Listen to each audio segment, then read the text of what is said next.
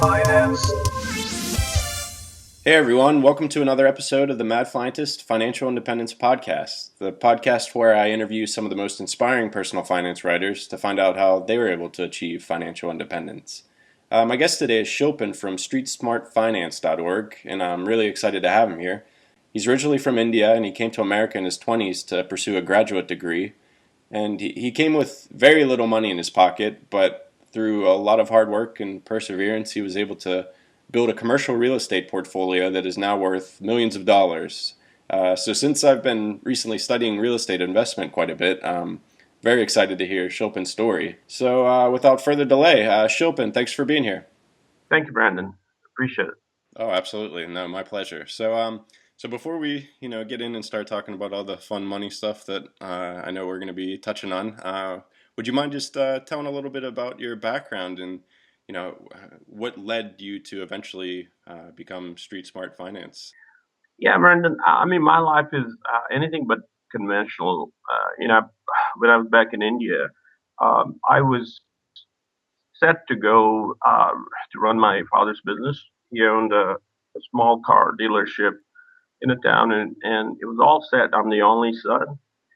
But one day, I met a guy who was handicapped, and he had a lot of inspiration, a lot of ideas about life, and that really changed my thoughts. Now I wanted to do something on my own, so I decided to come to the States.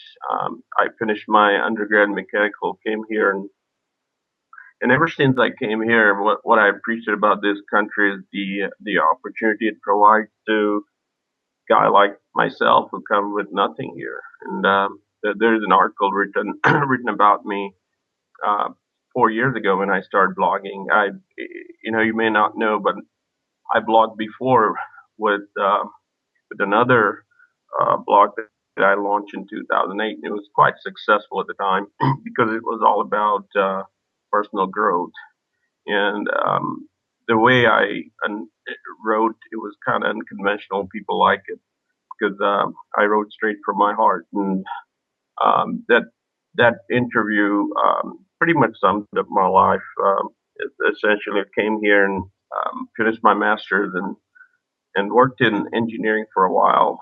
I still work, as a matter of fact, so I enjoy working. That's fun stuff. But I'm an entrepreneur at heart, so I've explored so many business opportunities, and I would say now I've done a close to $15 million worth of real estate transactions right Wow. now. So that has given me another field that I really enjoy and working on. Sure. So it's inspirational in that part. So it's been 20 years here in the United States, and I'd say that I'm not ultra rich, but I can quit tomorrow if I want to. That's great. And yeah, the real estate is definitely something that I really enjoy reading about on your site, and I know that's something we're gonna hopefully touch on quite a bit here in the next few minutes. But before we move on to that, what age were you when you came to the States from India? Yeah, I was 25, 20. so I'm 46 now. So it's it wasn't real young age, but I guess it was young enough for me to explore different things. I think the entrepreneurial part was there in me since my father was a businessman back there. Right. And Um, and did you come alone, or did you come with any other family, or did you? I just came alone initially to do my master's here. And I believe I read somewhere that you came to America with very little money in your pocket. Wanna, is Yeah, that true? that's the thing. When I told my father that I want to uh, create my own life, and he came from a small village and built his own life from nothing. Hmm. So I told him that I want to follow his footsteps and create my own course. And he said, if that's the case, then you ought to go on your own. You got to really uh, do things on your own without my help. So he bought me a ticket to come here and $20, and that was it. So Wow. that's how I came here. That is incredible. And could you talk a little bit about what you said when you were working in India? You had met someone who had changed your outlook on life. What was it that he discussed with you that made you give Well, up? yeah, it's a great thing.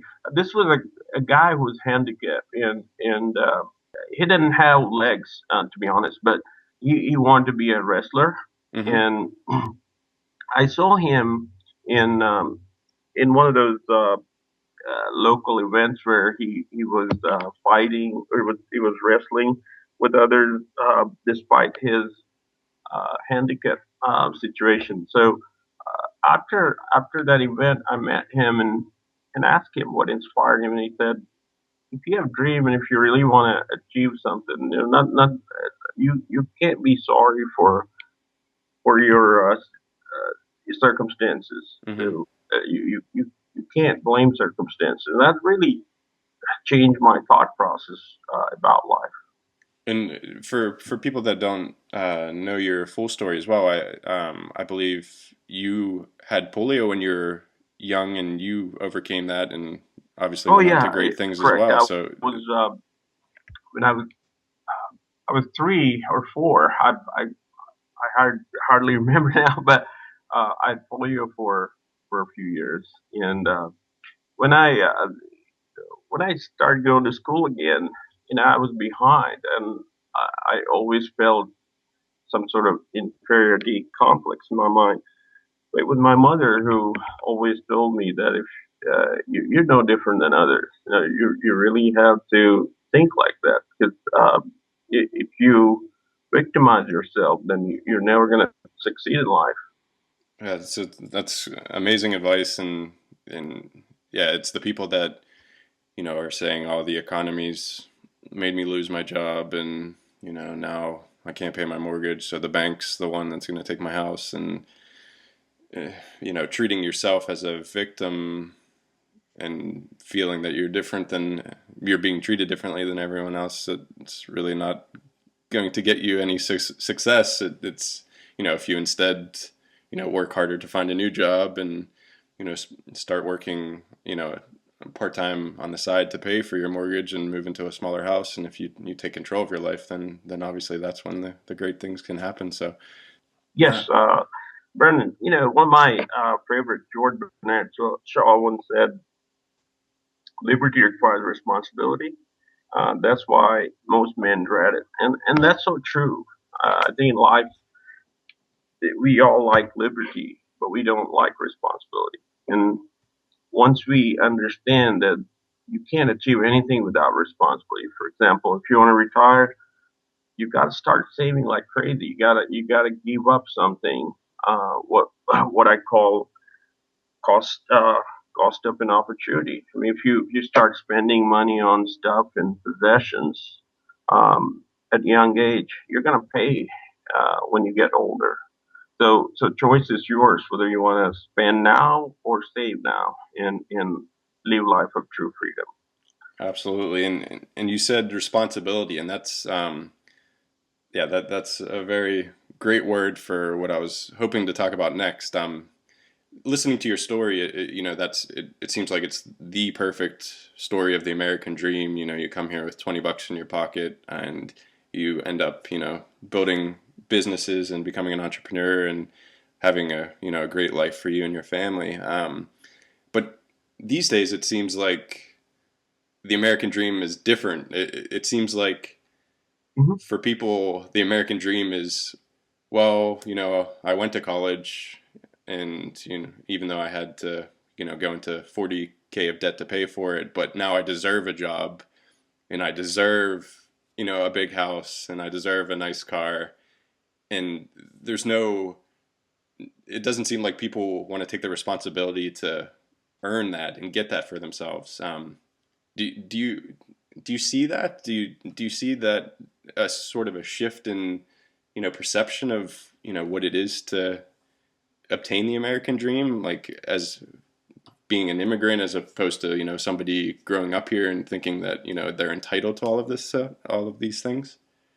Yes, yes. And I'm not generalizing, Brandon, but when I speak with friends and colleagues at work and so forth, most do have complain about their situation. Now, I've come from third world country and I've seen real poverty.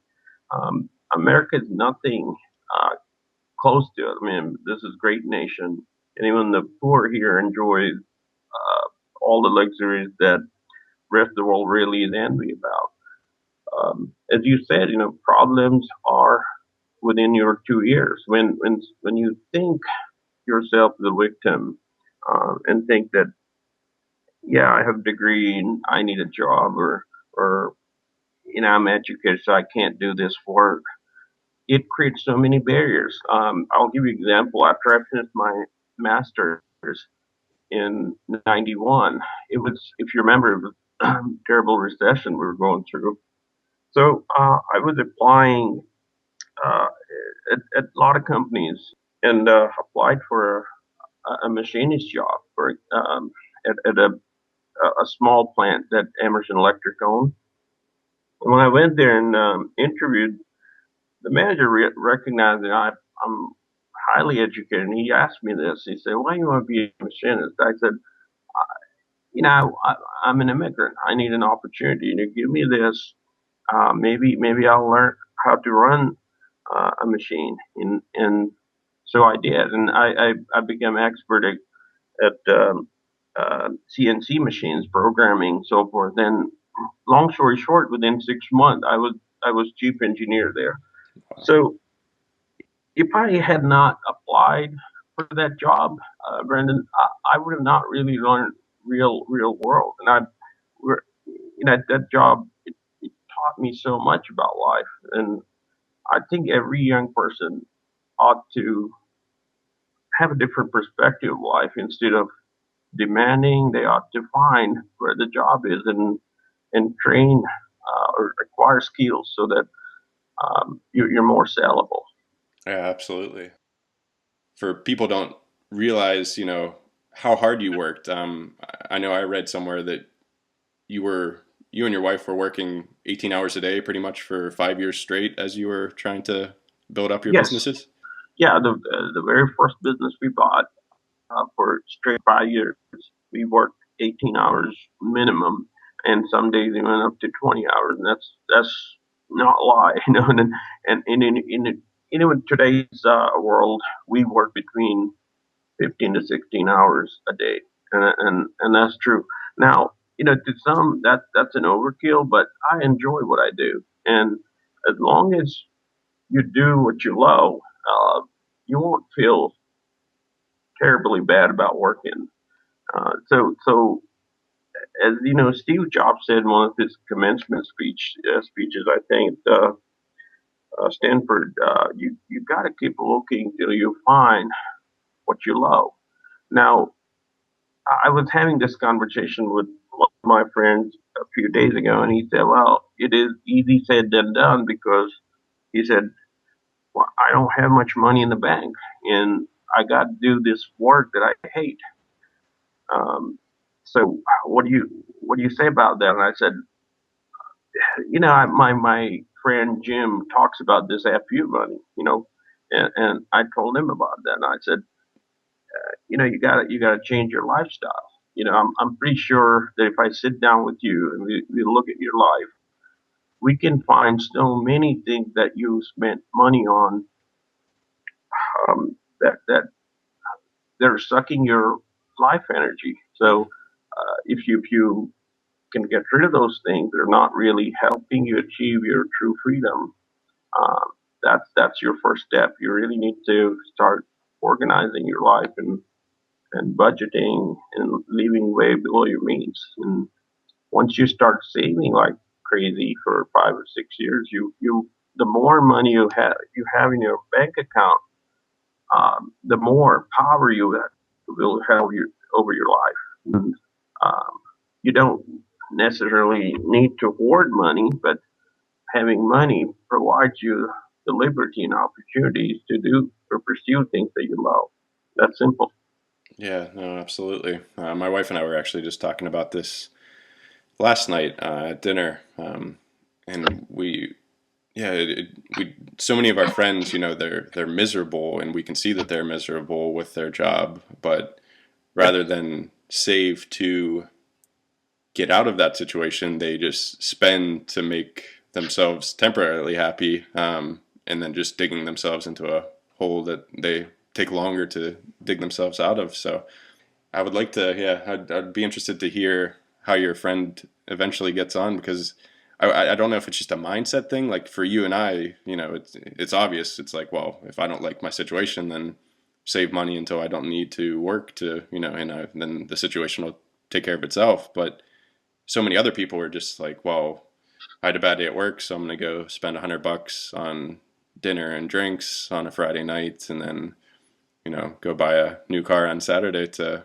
make myself feel better and make Saturday and Sunday fun before I go back to hell on Monday.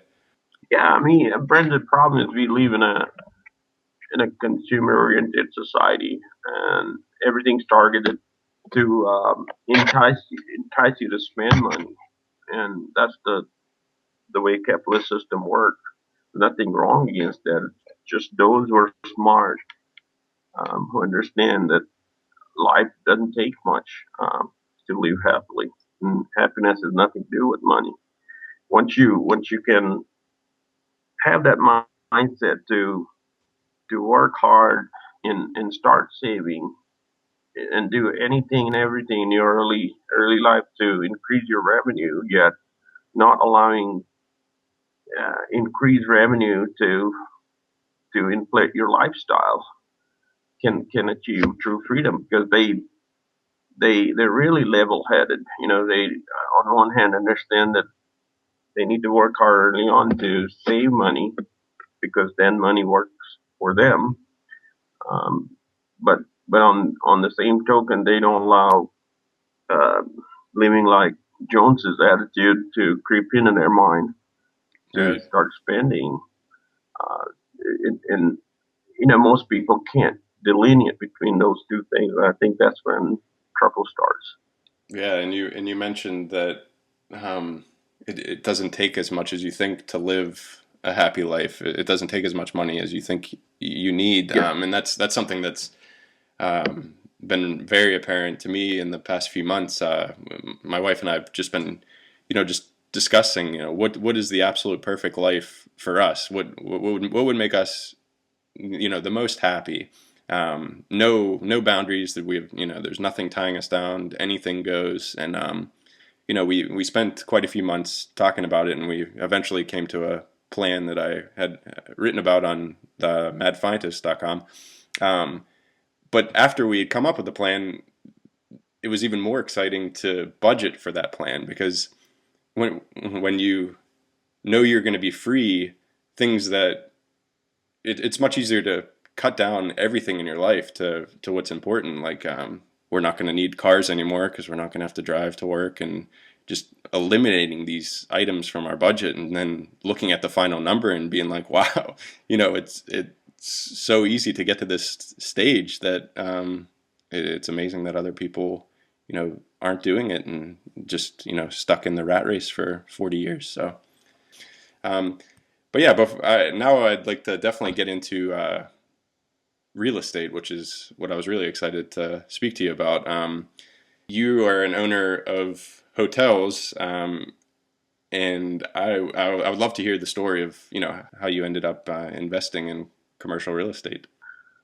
when my kids start growing, around my youngest one, when she was around 3 or 4, um, my wife, she quit working since we had our first kid, but she wanted to find something that allows her to run a business and still spend time with my kids.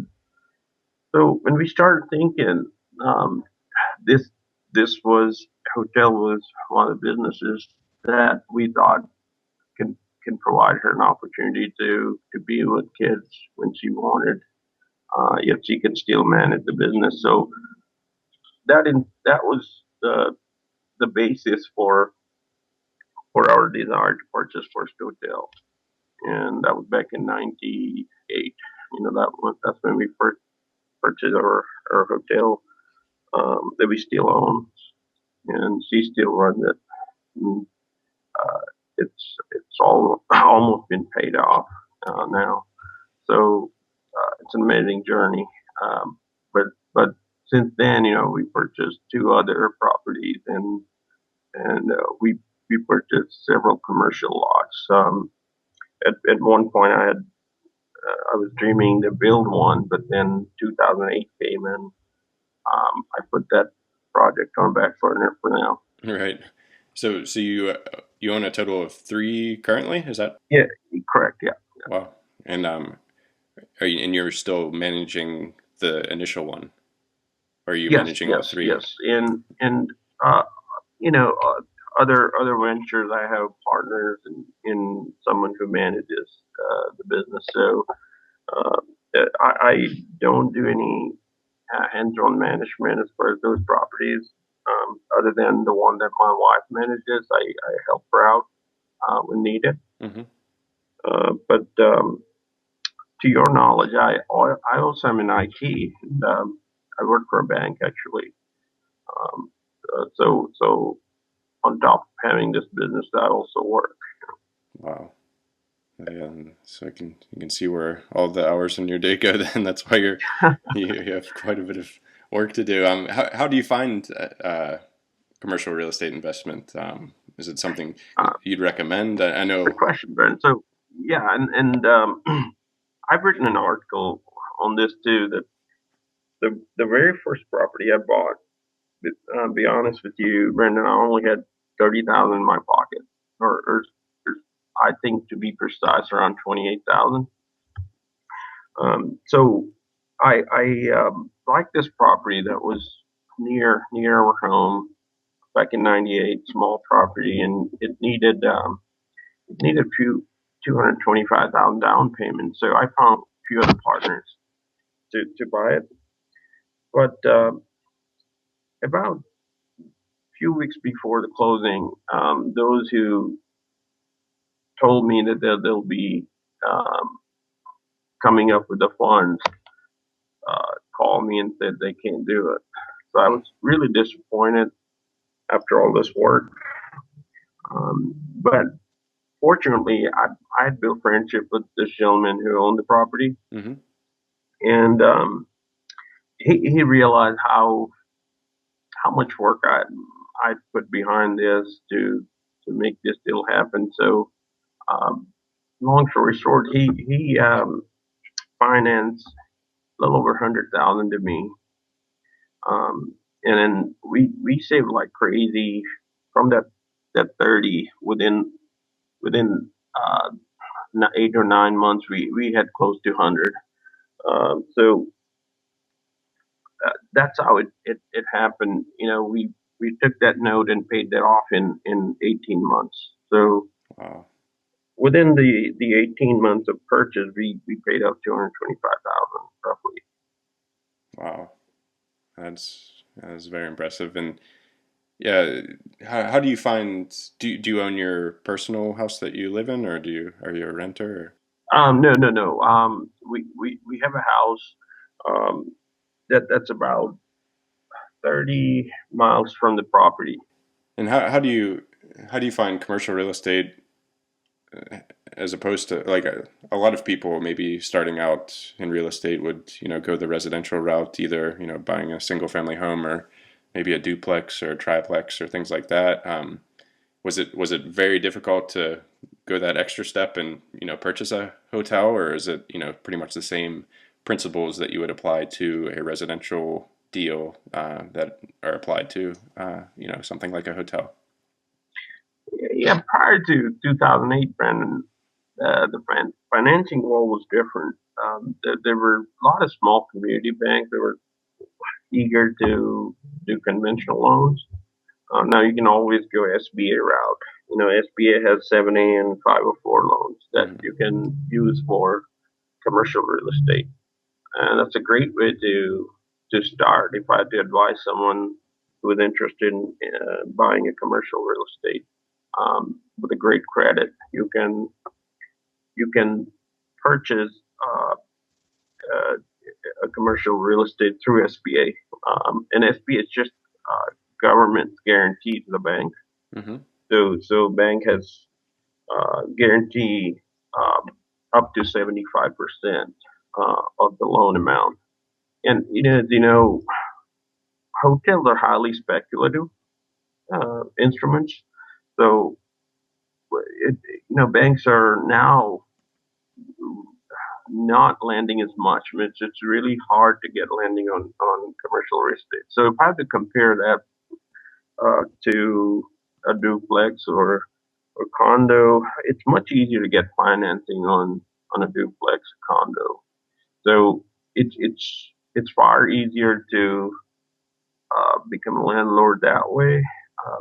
I think if you have bandwidth and you can handle the work it, with the right opportunity, you can make a lot of money with commercial real estate in relatively short time, provided that you want to work hard Right. for the first 3 to 5 years. And does the difficulty getting financed, does that usually help, people like you who are able to get the financing or already have the financing to purchase it? Does that make it more favorable, keeping, people just starting out here, just trying to get into the business from even having a chance of purchasing some of these properties? Yeah, that's a great question. So one of the things the SBA also looks at is your resume to see if you have any prior experience running business or similar kind of business.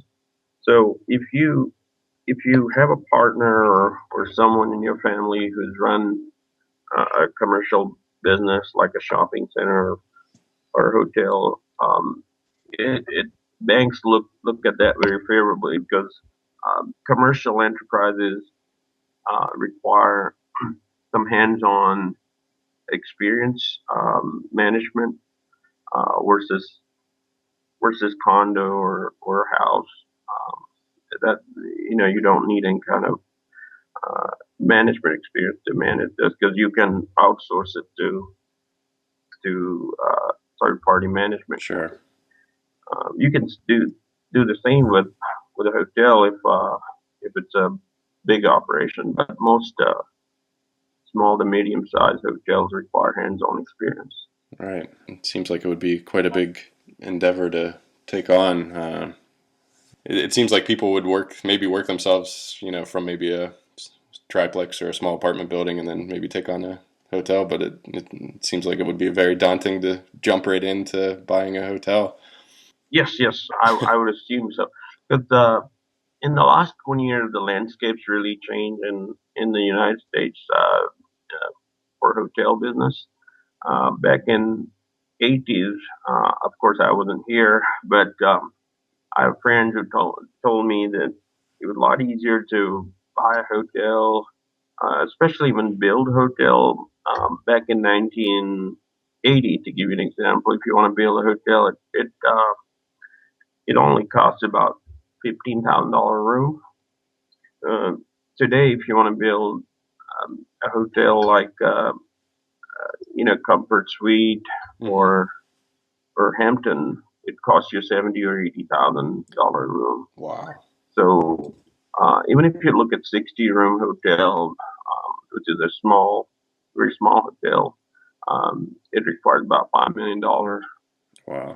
investment to begin with. So what is happening, Brandon? Back in '80s, um, those who invested in hotels were able to get their money back within 3 years. That was Hmm. average payoff.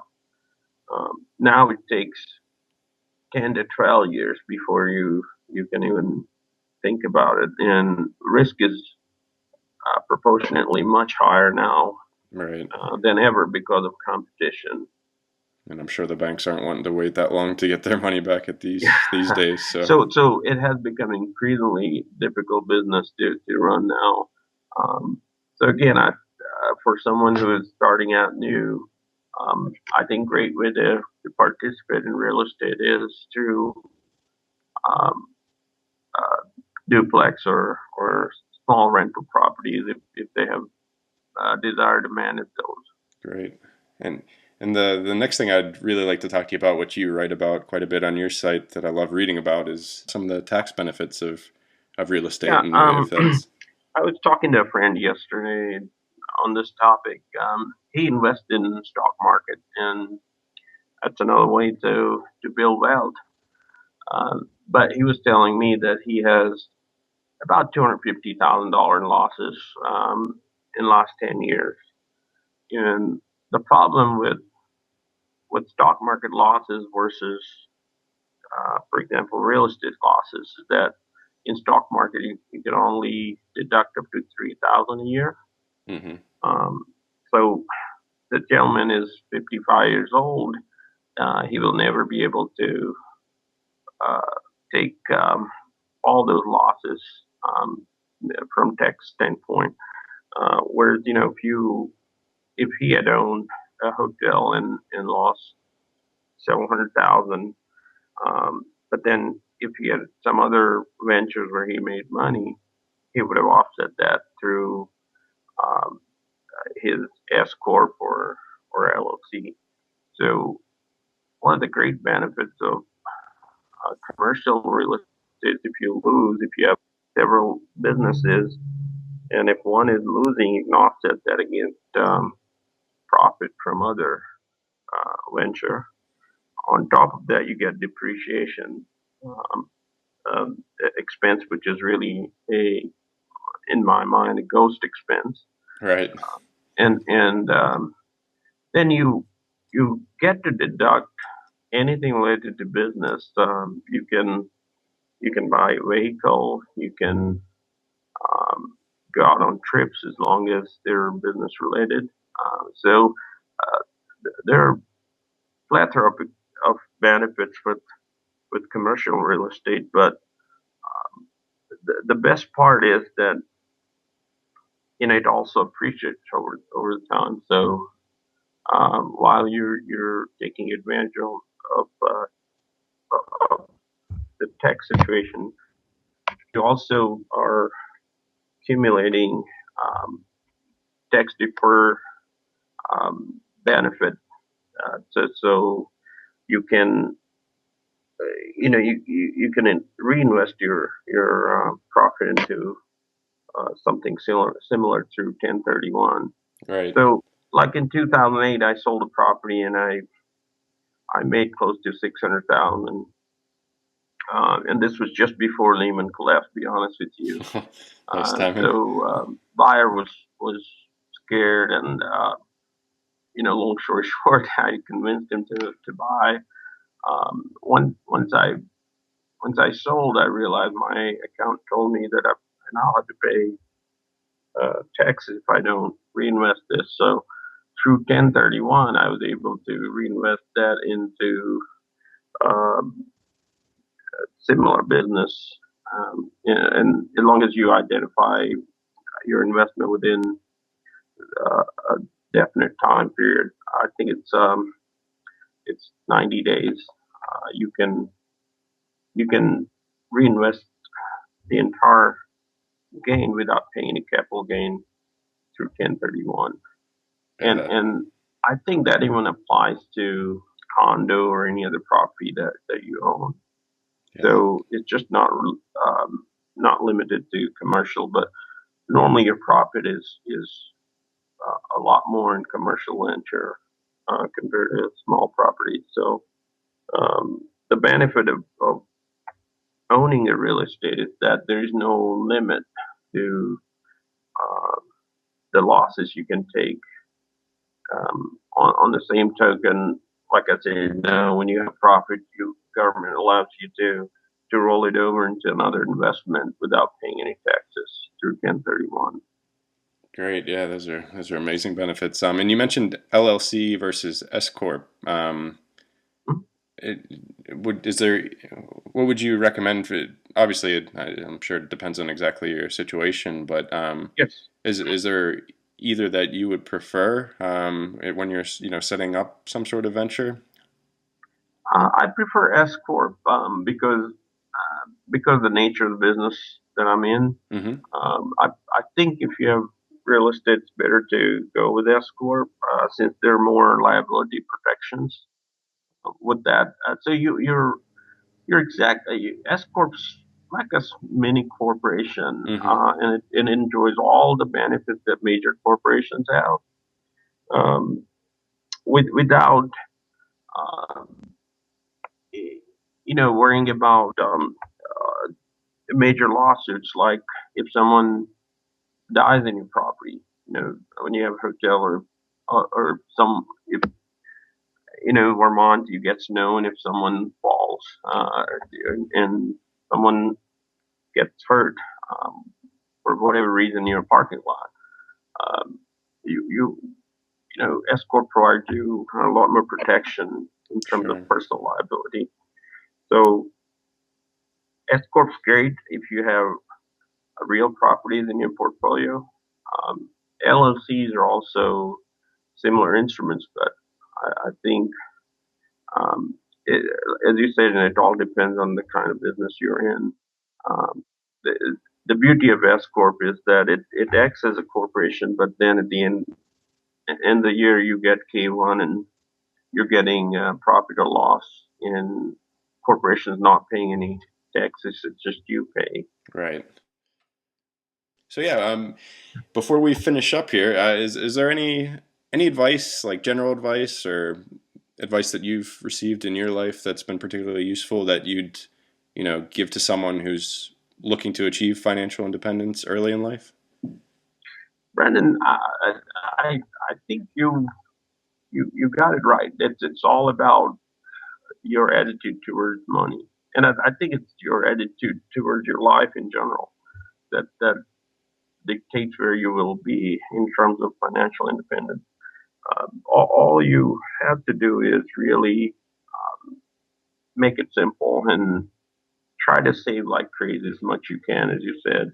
Look at every expense, no matter how big or small it is. When you're really building your career, and that even takes spending money on transportation, spending money on your habits, and all that comes into calculation. But once you save, and I would suggest 40-50% net you save, start start investing wisely. And once you start doing that and understand the nature of the investment you're in, you really start reaping the benefit as time goes. And everything takes time and persistence, but you stay the course, and 10, 15 years down the road, you before you know, you'll be financially independent. So there's no rocket science here. It just amazes me that most people don't get it. But in a nutshell, it's just doing the right thing early on, which makes big difference. That's great advice, and yeah, it is amazing that not a lot of people are doing it. But Shilpan, I really appreciate you taking the time. Your story is an absolute inspiration, and it was a pleasure speaking with you. How can people get in touch with you if they want to, learn more? I know they can find some great stuff that you've written over at streetsmartfinance.org. Is there any other way they can get in touch, or send you an email, or just leave a comment over on your site? Or Yeah, Brendan, my site's great way to connect with me. There is a contact link, so they can email me or leave a comment, and I'm very uh, very precise about responding to all the emails that I get. So I'd love to help anyone out if I can. perfect. And you mentioned your previous blog? Is that still kicking around somewhere? Yes, it's successsoul.com. It's kind of interesting. It was doing very well, and then I abandoned it because I realized late in 2008 that my family needed more time. So I didn't pay attention, and someone else got the domain, and it took a while for me to get that domain back. But I have it back, and just two months ago, and I'm just trying to revive it now. So anyone interested, successsoul.com. Okay, I'll link to that on the show notes as well as your streetsmartfinance.org site, and a few of the other. I know we talked about a few of your other articles, so I'll link to those as well on the show notes. But yeah, that it was absolutely great talking to you, and I really appreciate you taking the time. Thank you, Brandon. I really enjoyed the opportunity to talk to you this afternoon. Thanks, Shilpan. I'll speak to you soon. Yes, sir. Bye. Thank you. Well, that wraps up another episode of the Mad Scientist Financial Independence Podcast. Thank you very much again to Shilpan for taking part. His story is incredibly inspiring, so I hope you were as inspired by it as I was. If you've not been to his site yet, be sure to go to streetsmartfinance.org to take a look. I also want to thank you guys for listening. I've noticed the podcast has been getting some good reviews over on iTunes, so I really appreciate your kind words there. I have some really exciting Mad Scientist things planned for next year, and I definitely look forward to producing more of these podcast episodes as well. So, since this is the last episode for 2012, I just want to wish all of you a happy holidays, and I'll see you in 2013. Y equals mx plus. Finance.